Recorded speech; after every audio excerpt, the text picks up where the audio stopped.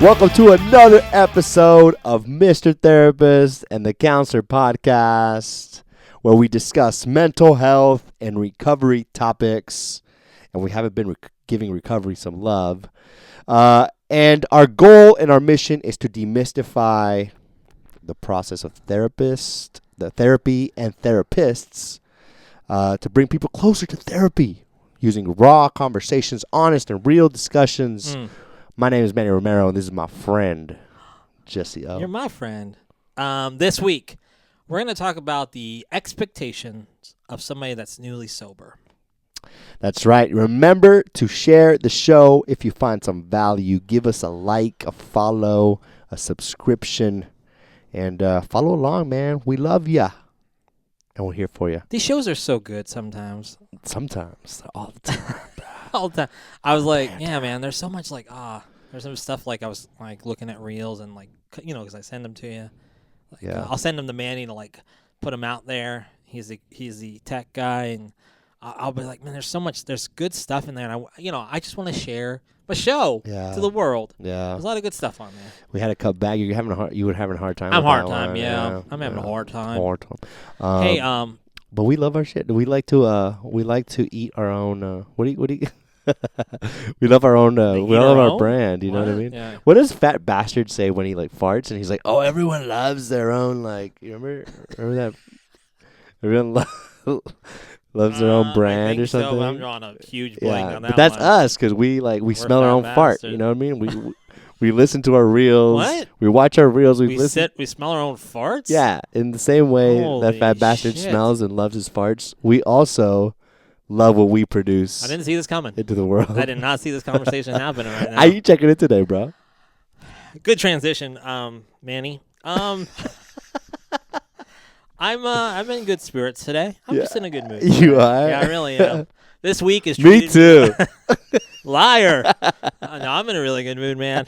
I don't know about this you. This is the first time Manny said he wanted to hit me. That's the first. Wow. We're gonna embrace that in a few moments here, but I'm in good spirits today. I wonder what people are envisioning right now. I don't know, like, man. We were just in this encounter. Look at the shirt, though.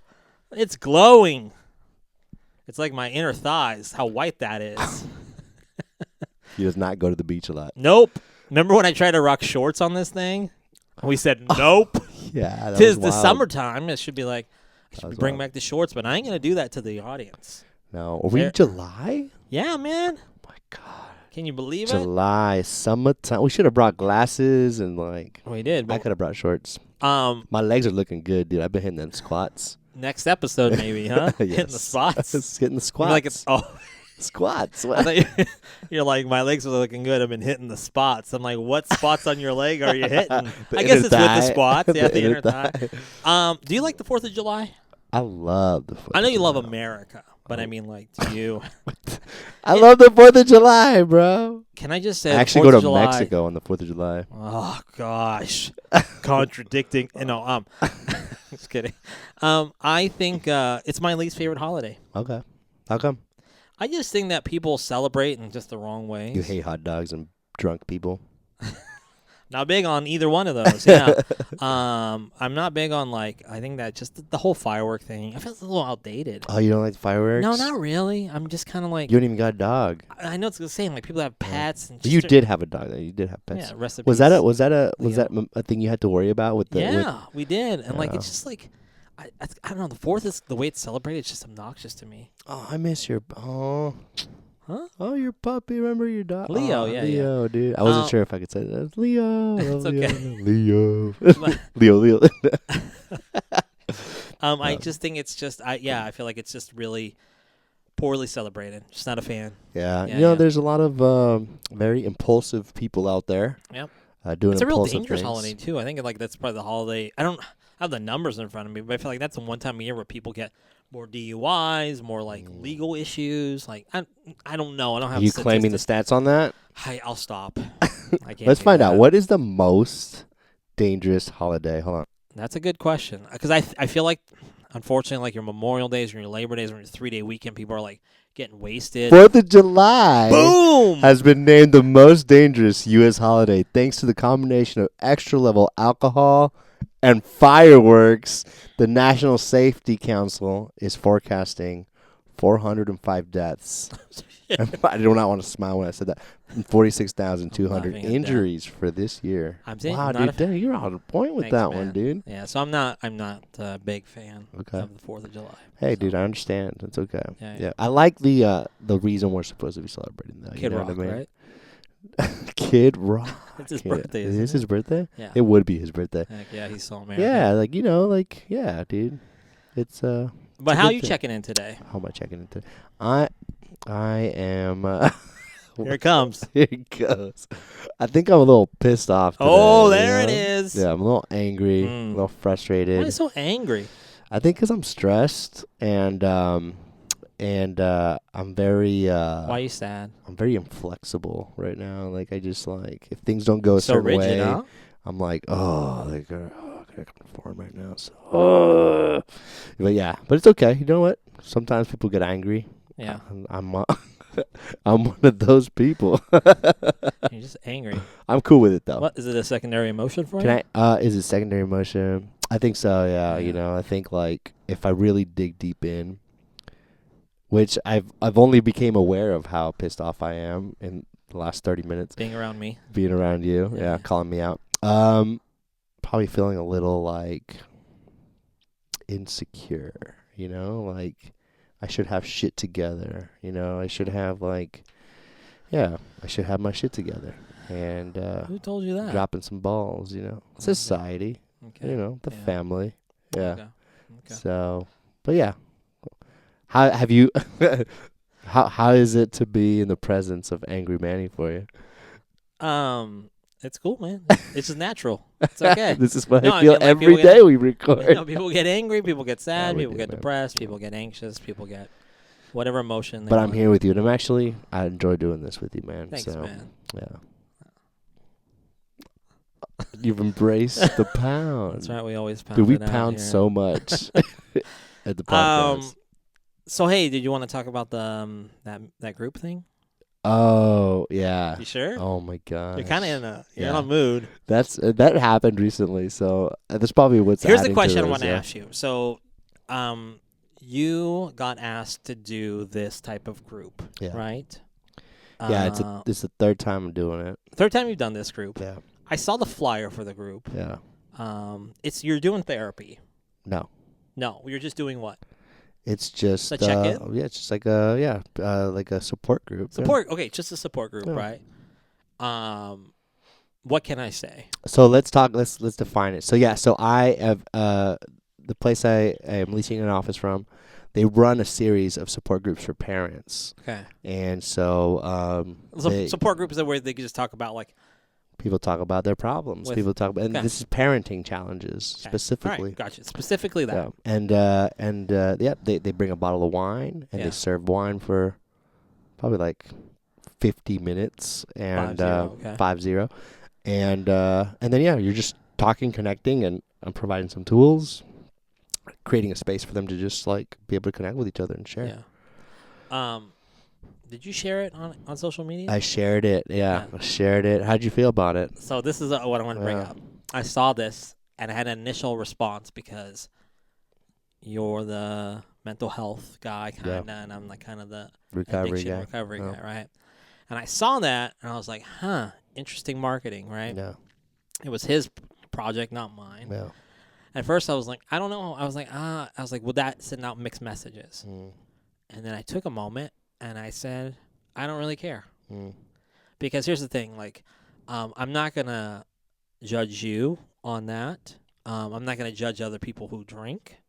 I was saying to you before we started recording this, I'm not, I think that if somebody uses alcohol in a certain way and it's not destroying their life or destroying them, then more power to them. Yeah. And I don't I'm not going to sit here and judge how people do things. If you you said this is a support group. Yeah. If you had somebody go in a support group every single day and they're all, they're drinking before the support group and they're nailing 2 bottles of wine during the support group, that's maybe they need a different type of support group. Yeah.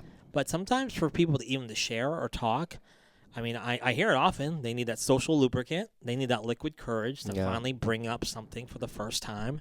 I mean, shit, like the first time, at least when I was more innocent, like drinking to me, like at least I felt like freed me in a lot of ways because I was so scared to be vulnerable and open. Yeah. But unfortunately, throughout my life, drugs and alcohol became a huge crutch. Yeah.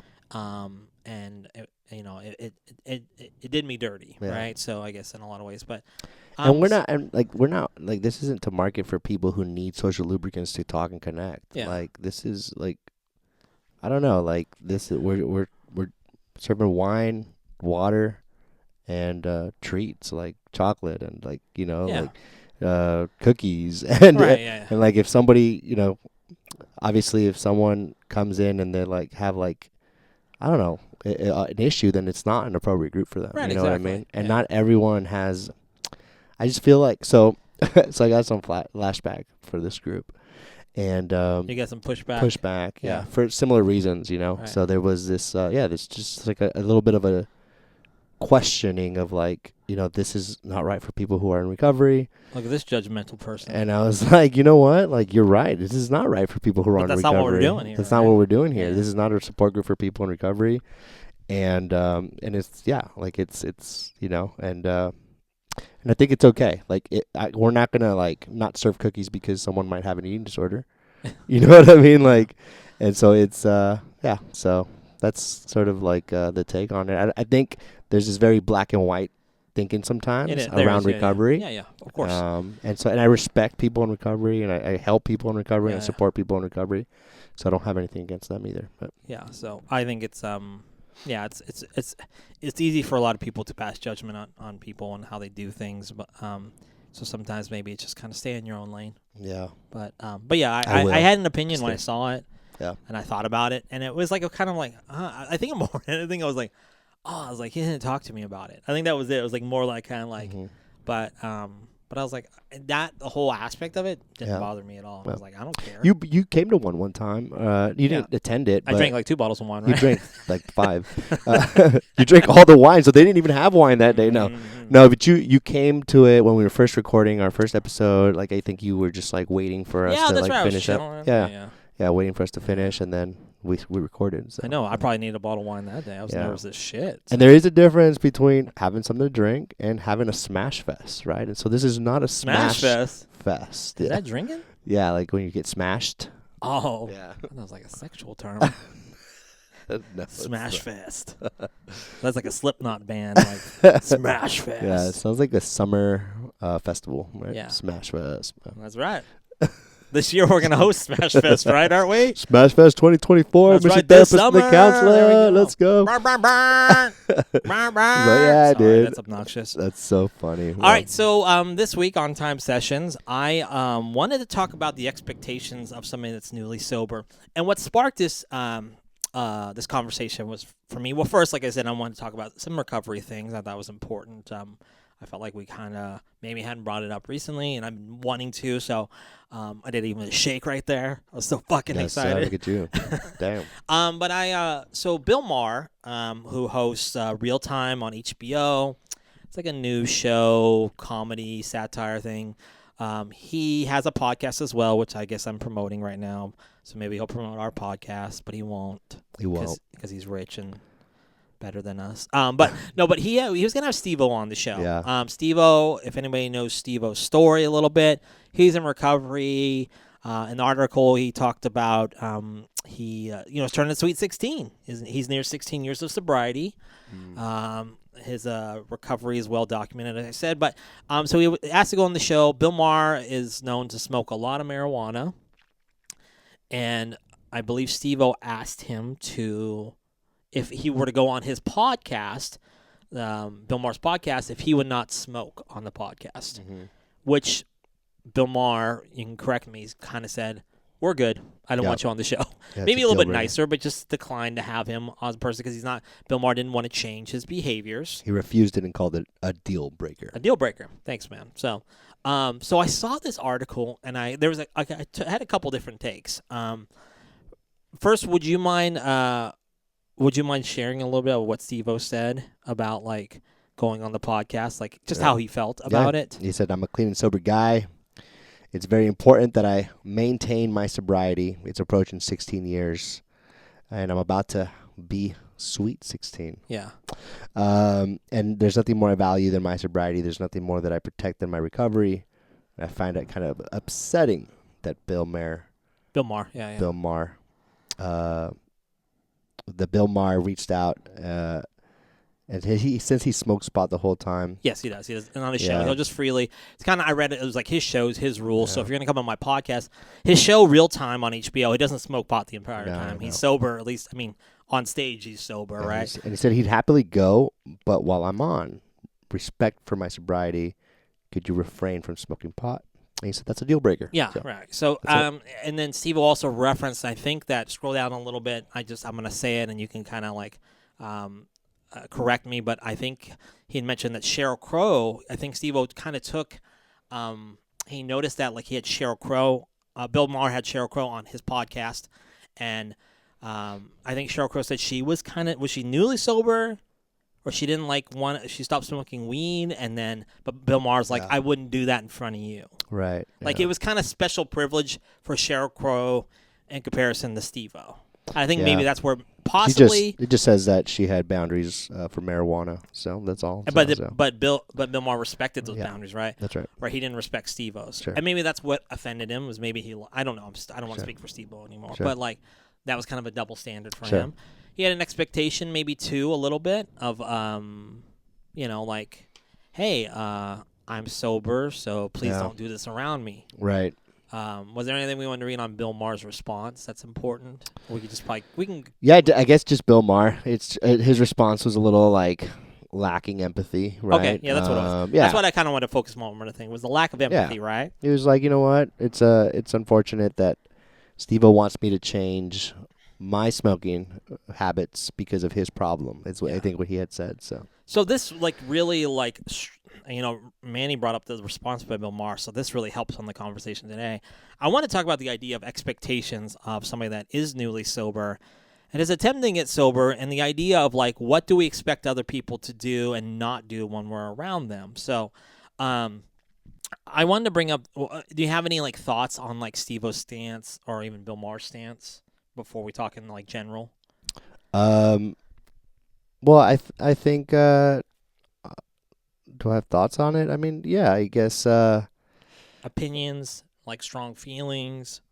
You mentioned the empathy. Not any strong feelings. How about the empathy part? I don't. Okay. Not All too right. many strong Thank feelings. you very much, guys. We're gonna wrap this up. Done. I have thoughts, but I think they're about what we're gonna be talking about regarding expectations. I have thoughts about like what, where when you're newly in sobriety, like what should you expect of people, right? And so like I have those general thoughts, but I don't know too much about these two might have some stuff going on between them. But I read too, there's no feud or anything like that. But so I wanted to talk about that. It's like, I think that a lot of times there's this idea of when somebody is trying to get sober, get clean, that people around them, are they expected to change? Right. I think there's probably a level where friends and family probably do need to change, right? I hear this a lot. People will be like, well, I'm getting sober now, so my husband, wife, whatever, they're gonna remove all the alcohol from the house. Do you think that's fair? I'm just gonna ask you things, and then I'll get your opinion on them. Do I think it's fair? Like, let's say you're working with a client, and they're newly sober, and they're like, what are they? If they came to you, I mean, you could ask me these questions, or I can ask you. But like, if somebody's like, "Hey, I think it's we want to have a sober house, so they're gonna remove all the alcohol from the house." I think that's fair. Yeah, I think as long as everyone's in agreement and they're okay with it, why would absolutely. If the person's like making their family do it or like forcing them to do it, then maybe that's unfair, but. If everyone's in agreement to it, absolutely fair. Yeah. Okay. How about you? What do you think? I think that this kind of maybe could start the like debate or conversation or discussion, whatever. So this person is asking them to change their drinking behaviors. Who is? The addict, the alcoholic, right? They're saying, "Well, I can't have alcohol in my house." Well, that's the thing that I'm saying. Like, so. I'm not saying I disagree with it. Yeah. I actually probably agree with it more than anything. Yeah. but, That like, is this person. How is it asked? Like, my question is like, how is it being asked? Because there's a way to ask, right? Like, hey, like, you know what? It really help my sobriety if we don't have any alcohol in the house. yeah. The family's like, okay, perfect. And I've seen a situation where that happens. And I've seen a situation where the family's like, no, I'm not going to change my patterns Okay. because of what your problem is. Kind of Right. like what Bill Maher said. There's no compassion there, but you can't force people to do anything, right? That's true, Like, right? Okay, yeah. so that's a big part right there. So, like, no, I asked you that question. I think it's completely fair if somebody's like, hey, we're going to move alcohol in the house. We want Yeah. to show that support for you. We don't really need alcohol here. Yeah. Because if alcohol was a really important thing for, like, the family members, then there might be a significant problem with that person. Now, I think the next level of, like, the idea of asking that person, so the person that's newly sober asks maybe husband or wife or certain family members not to drink around me, and that could be even public settings too. Sure. Is that too? I mean, I think it's a boundary, Yeah. right? But is that asking too much of somebody, or is that an expectation you're creating that possibly won't be met? Yeah, I mean, it is an expectation that possibly won't be met, but it also might be met. It depends on the family dynamic. There are a lot of cultures that that drinking is a big component in the family, right? Like where there's almost an offense being taken when if you're asked to not drink, right? And Yeah. so it really depends on the culture of the family, and it depends on how supportive that family is to, like, how much on the spectrum are they to be able to say, like, I will do whatever it takes to help my family member get well, Mm-hmm. or like my family member needs to, like, figure their stuff out, and I'm not going to change anything because I've set a boundary for my life, right? Like that, like I don't want to, I don't want to change something that's going to build resentment for me against my family member. I think so. Like I said initially, that getting alcohol in the house, I think that's a fair boundary, and I think I see most times family members will respect that. Yeah. The relationships will respect that, unless, like I said, that person has a Yeah. particular issue themselves. The part where it gets a little choppy sometimes is, I think, and for somebody that's in early recovery and they realize, like, hey, I'm the problem. Yeah. It's not, they're not the problem. I have to deal with what I'm experiencing. I'm the one with the drinking problem, not everybody else around me. But sometimes everybody that around you does become part of the problem. And that's where it gets a little choppy, Right. as I say, and a little confusing, because the expectation is that you can go out in these public settings, restaurants, hell, even people think they can go back to bars, sporting events, concerts, and they think, hey, everybody that I love and supports me, that I live with, or is doing at least this one thing, and, like, maybe they'll be the same thing in the environment. But the environment plays such a big role as well, as not only just, like, the people in the environment, but the environment itself. Like I said, if you go to a sporting event and you're like, I don't care if you guys drink, we're going to see like a football game or whatever, right? Yeah. And everybody's having a beer, and you maybe you like sports, so you think you're just going to enjoy the game and you Right. enjoy people's company, but then the idea that you kind of you are in a high risk situation, I think, early on, and a lot of people just Sure. don't. They expect that because you're changing, that everything else around you is going to change, but Right. that they're in for some hard truth, I think. Yeah, and I think when you're in recovery, your recovery is now part of your responsibility. It becomes your a part of you, right? And so everyone's recovery looks completely different. Some people are able to show up to parties and not drink, and they feel very supported. Yeah. Some people can't, and also, like, what phase of life are you in? Like, you might be going through a tough time when, like, you're a little weaker in your recovery. Yeah. And you got to be responsible for knowing that about Right. yourself. And, like, you know what? Like, I can't go to a party right now. Like, it's 4th of July. We're talking about 4th of July. And this is a very, triggering holiday for my recovery. It is, yeah. And so I can't do it. But that's your baby. Like, you got to protect that, like, with with everything. Yeah, that's why people, sobriety becomes, like, the number one thing Yeah. in their life, and in a sense, that number one thing is just it's you. It's protecting, taking care of yourself. I think we've covered, like, the expectation of, like, if other people are going to drink around me. Right. I want to bring up also, like, in sobriety, I think people's expectations of, like, let's say trust. Yeah. I think there's an expectation that people will begin to trust us because now we're newly sober. And that's another experience where I think people get hit upside the head is like people aren't coming around to the idea that you're this different person. You're like, I'm different now. I don't do this. I don't do that. But unfortunately, there's a whole background reputation that you have created. Yeah. So if you're going somewhere and, you're a little bit late and maybe you're like, you get that phone call from that loved one, go, hey, where are you at? And they question you and your sobriety. Yeah. People take real offense to it. Sure. Because once again, it's like your pattern for a very, very long time was like, if this person's missing for more than 10 minutes, that person's probably out in the parking lot drinking somewhere or using somewhere.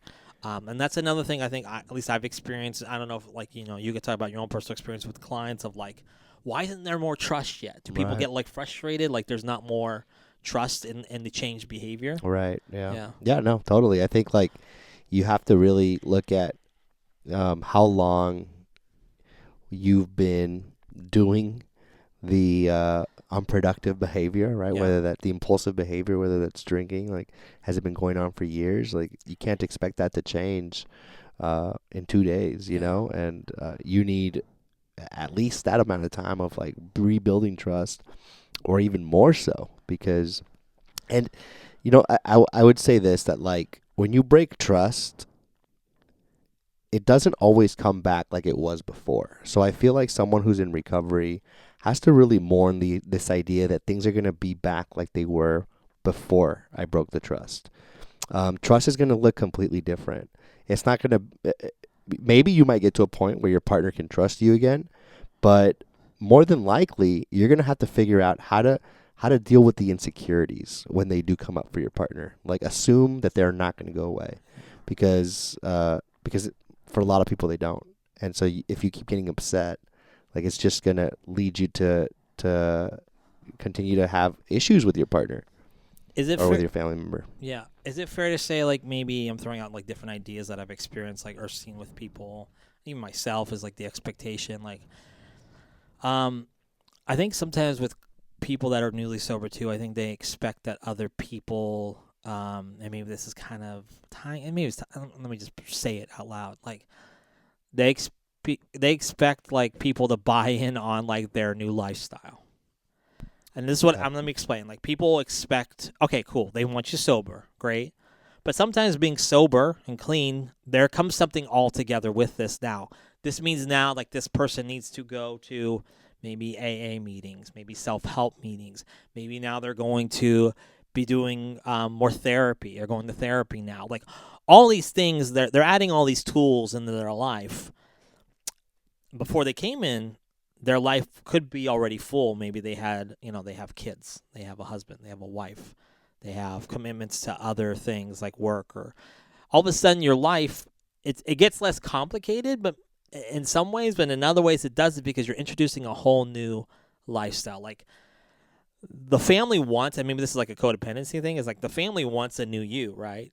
But then when the new you gets introduced, maybe it's not exactly what they wanted in a new you. Sure, yeah. So that's another expectation I just wanted to bring up. What is that for the family member that's listening to this? I think maybe that's more of an expectation of somebody that is newly sober that's coming into your life now. Mm-hmm. Maybe that's the perspective I'm taking, is like, hey, guess what? You wanted that person to change? Well, congratulations, they're fucking changing. But that means that you're going to maybe have to change a little bit yourself, too. Sure. Or maybe change your belief or your thought of, like, what sobriety looks like. Well, change doesn't always look the way you think it's going to look. Yeah.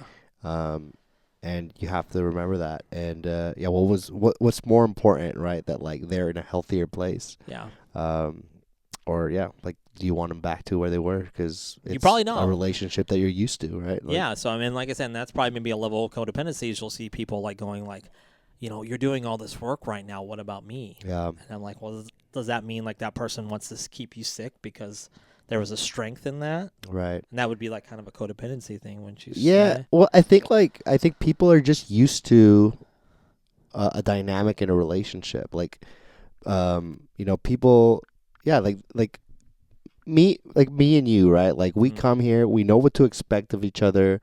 We know how we work.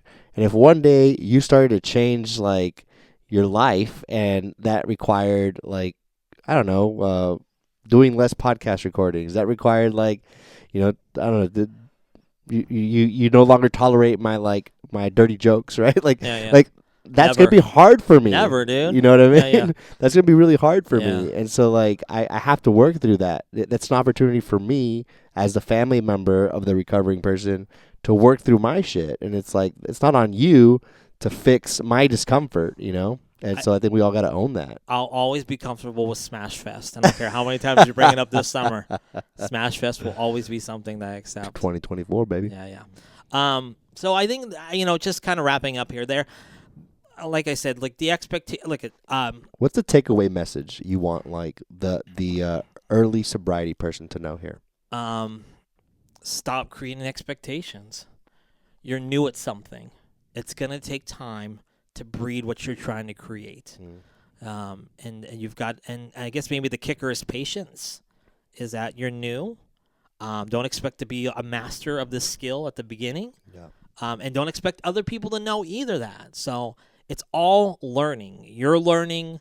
The people around you are learning. The people you care about are learning. So I think that it's just like doing any kind of like new skill or task. I think it takes time to get good at it. So drop expectations. And listen, it's unrealistic to say you won't have expectations. I think you kind of said, like, I have expectations when I show up here.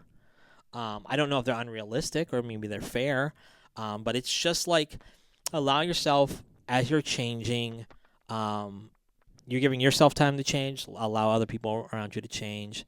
And when you're confronted with something that you unfortunately created an expectation for, like, take a step back and do what you've been doing is ask for help. Yeah. And don't get too ahead of it. So. Yeah. Let me talk to the families a little bit, right, regarding expectation. Like, I think the takeaway message for the families is like change is not going to look like what you think it might look like. Yeah. And you not only have an expectation sometimes for your family member to stop drinking, but you have an expectation for them to be successful sometimes. And you define that maybe a lot differently than what they define that as. And if that's the case, you have to work through that. Like a sober family member might not look like what you think it's going to look like.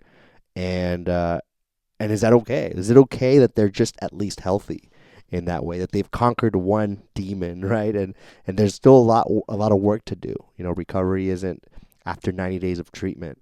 It's ongoing. So, and again, reiterating patience for the family as well. Yeah. Yeah. And I think that's why I like this article so much, because it was just like, it basically was Steve-O, I think, in a lot of ways, asking for something, maybe not creating, maybe there was a low expectation when asking, and the person said, no, this is my boundary. I'm going to smoke weed when I want. Yeah. And then Steve-O had to be like, well, guess what? I'm going to decline. I'm not going to attend that. And that might be a friendship you have. Maybe you know somebody who does drink and you go, hey, is there going to be a lot of drinking? I guess it'd be fair to be like, I don't know. I don't know if I'd be fair to be like, you can't drink at your party. And they go, no, I'm going to drink at my party. Maybe that was a unrealistic expectation that they're going to do that. But kind of was like that, though, right? So you can't smoke at your house. Yeah, like, you can't I smoke guess it on was your kind of like podcast. that, maybe he saw it as something different, like, hey, it's a show or something like that. But however, like, neither one of them are enemies or anything like that. I was going to ask you think either one of them are in the wrong? No, I don't think so. It's okay to put things out there. Yeah. Wouldn't want to say it's right or wrong. Like, Steve-O's allowed to feel what he feels, and Bill Maher's allowed to feel the way he feels. And like I said, it doesn't seem to be any like negativity or bad blood from it. There's a little like spat in the freaking media, but they moved on. Bill Maher was very complimentary of Steve-O. I think he's very funny. I laugh at all his movies, so it's just like. Seems like Steve-O took it more personal than Bill Maher did. And maybe it's just but maybe that's a reflection on somebody that is working on themselves. Not to say that Bill Maher probably does work on himself as well, but like, I think he did bring up the whole Cheryl Crow and made a comparison. Like, why does she get the special privilege and I don't? But like, that's somebody probably in recovery as well going, hey, like, I don't see the difference. And maybe sometimes, I know sometimes I feel like that's not fair. Like, and that's that idea of maybe being early sobriety too, is like, why can this person drink and I can't drink like that? You know, it's that constant, like, I can never be the norm. Yeah, it's not fair. It's not, and life is not fair sometimes. Life is let me not tell you fair. this. Let me tell you, we do this to guests sometimes, right? Like we allow some guests. If The Rock was going to be on our show, and he was like, I can only do virtual. Oh yeah. Would you? And and then Hell someone, yeah. and then like your neighbor was on our show, was like, well, I want to do virtual. I was like, no. Hell no. Do it in person, right? That's right. It's like, why? So. Yeah, once again, like it's like you said, life is not fair, though, right? Yeah. And that's just But it's okay. We can get through it. That is okay. We can move through it. right. Yeah. I want to know like what the audience thinks. Like, what do you guys think about this discussion? You raised a really good question on is it fair for the family to have to move around the way they do things for your sobriety? Yeah. What's your family dynamic and support like if you're new to recovery? Yeah. And if you're a family member, what are some of the expectations that you have of your son or daughter or husband or wife as they're going through recovery? And what are some of the things that you find unfair about the way you have to change your life? So, yeah. It's a wrap, baby. Check with your check in on your what? Check in on your friends. Check in on your friends and share the show.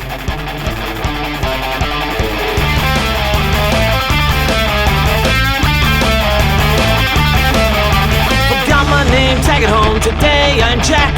Greet you like I give a fuck. Are you surprised by that?